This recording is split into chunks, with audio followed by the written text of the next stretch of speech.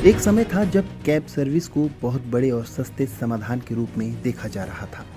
इससे काफ़ी हद तक समय की बचत होती थी, साथ ही पब्लिक ट्रांसपोर्ट का बेहतर विकल्प भी माना जा रहा था। शुरुआती दौर में सब कुछ बेहतर चलता रहा, लेकिन अब वो दिन नहीं रहे। यानी जो कैब आपको आसानी से और कम कीमत पर मिल जाती थी, वो अब कहीं न कहीं आपको महंगी नज़र आने लगी होगी। देश के कई बड़े शहरों में अब कैब सर्च करना एक मुश्किल काम सा हो गया है। उबर, ओला जैसी सर्विस का इस्तेमाल करने वालों के लिए कैब नहीं मिलने की समस्या भी आम होती चली गई है। इसके पीछे के कई कारण हैं। लोगों को सबसे ज़्यादा जिन समस्याओं का सामना करना पड़ रहा है, उसमें लंबी वेटिंग, खराब सर्विस और बड़ी संख्या में कैंसिलेशन शामिल हैं। उधर कंपनी के साथ जुड़े ड्राइवर भी कई चीज़ों को लेकर परेशान हैं। ड्राइवरों की माने तो ज़्यादा इंसेंटिव अब उनको नहीं मिल रहा है।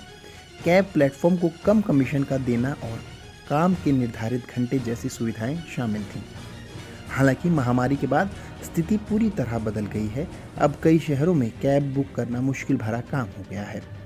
कई ड्राइवरों का कहना है कि पिछले कुछ सालों में किराए के कमीशन में 20 से 30% तक की बढ़ोतरी हुई है। पेट्रोल डीजलों की कीमतें भी आसमान छू रही हैं। ड्राइवरों को कहना है कि 2017 से पहले कुछ ड्राइवर एक महीने में 1 लाख रुपए तक कमाते थे, लेकिन अब कंपनियों की तरफ से ड्राइवरों को मिलने वाला इंसेंटिव ना के बराबर है।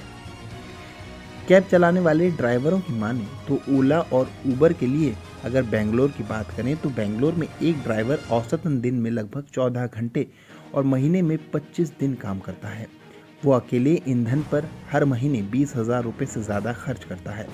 अब ईंधन की लागत दोगुनी हो गई है और उन्हें केवल हफ्ते के आखिरी में इंसेंटिव मिलता है, वो भी ना के बराबर।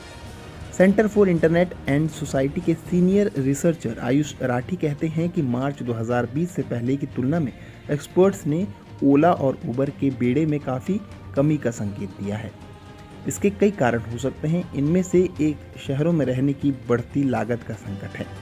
दूसरा, शुरुआती कोविड दिनों के रिवर्स माइग्रेशन को मजबूत किया है। फिर कारों के लोन ने भी ड्राइवरों के बोझ को बढ़ा दिया है। इनमें कई ड्राइवरों ने अपनी कार बेच दी या लोन नहीं भर पाए हैं।